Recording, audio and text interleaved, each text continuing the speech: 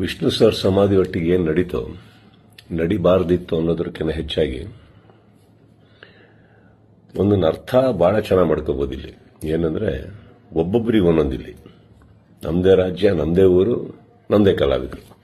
So ಹೀಗಿರ್ಬೇಕಾದ್ರೆ ನಾನೆಲ್ಲ ಅಭಿಮಾನಿಗಳಲ್ಲಿ ಕೇಳ್ಕೊಳ್ಳೋದು ಒಂದೇನೆ, ಇನ್ನು ನಾವು ಓಡಾಡಿದ್ದಾಯ್ತು, ನೀವುಗಳು ಓಡಾಡಿದ್ದಾಯ್ತು, ಎಲ್ಲರಲ್ಲೂ ಮನವಿ ಮಾಡ್ಕೊಂಡಿದ್ದಾಯ್ತು, ದಯವಿಟ್ಟು ಇದನ್ನ ಮಾಡಿಕೊಡಿ, ಸ್ವಲ್ಪ ನೋಡಿ. ಯಾಕಂದ್ರೆ ಒಂದು ಅಳಿಲ್ ಶಕ್ತಿ ಬೇಕಾಗಿತ್ತು ಇದನ್ನ, ಈ ಸಮಾಧಿನ ಉಳಿಸ್ಕೊಳ್ಳೋದಕ್ಕೆ.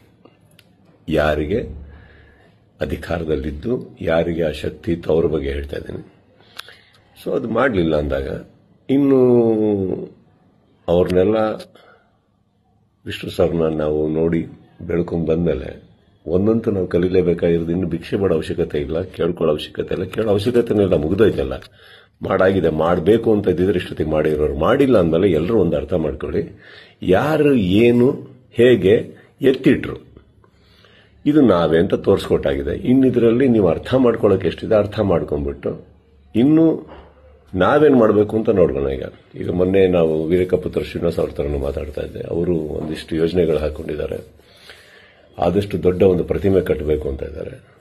ಅದನ್ನ ಮಾಡೋಣ, ಬೆಟರ್ ಅಲ್ಲ? ಅದನ್ನ ಮಾಡೋಕ್ಕೆ ನನ್ನ ಸಂಪೂರ್ಣ ನಾನೇನು ಮಾಡಬೇಕು ಖಂಡಿತ ನನ್ನ ಕಡೆಯಿಂದ ನಾನು ಮಾಡೇ ಮಾಡ್ತೀನಿ. ಎಲ್ಲರಿಗೂ ಒಂದು ನೋವಾಗಿದೆ ಅನ್ನೋದು ಒಂದು ಗೊತ್ತು. ರಾತ್ರಿ ಅದು ನಡೆದಾಗ ಹೇಳಿತನವೂ ಹೌದು, ಮಾಡಿದವ್ರದ್ದು ಬಿಡಿ. ಆ್ಯಂಡ್ ನೋವಾಗುತ್ತೆ, ಬಿಟ್ಟಾಕಿ, ಈಗೇನು ಪ್ರಾಬ್ಲಮ್ ಇಲ್ಲ. 10 ನಿಮಿಷ ಕಣ್ಣೀರು ಹಾಕಬೇಕು, 11 ನಿಮಿಷ ನಾವೇನು ಮಾಡಬೇಕು ಅಂತ ಯೋಚನೆ ಮಾಡಿ ಮುಂದೆ ಹೋಗೋದು ನನ್ನ ಅಭ್ಯಾಸ.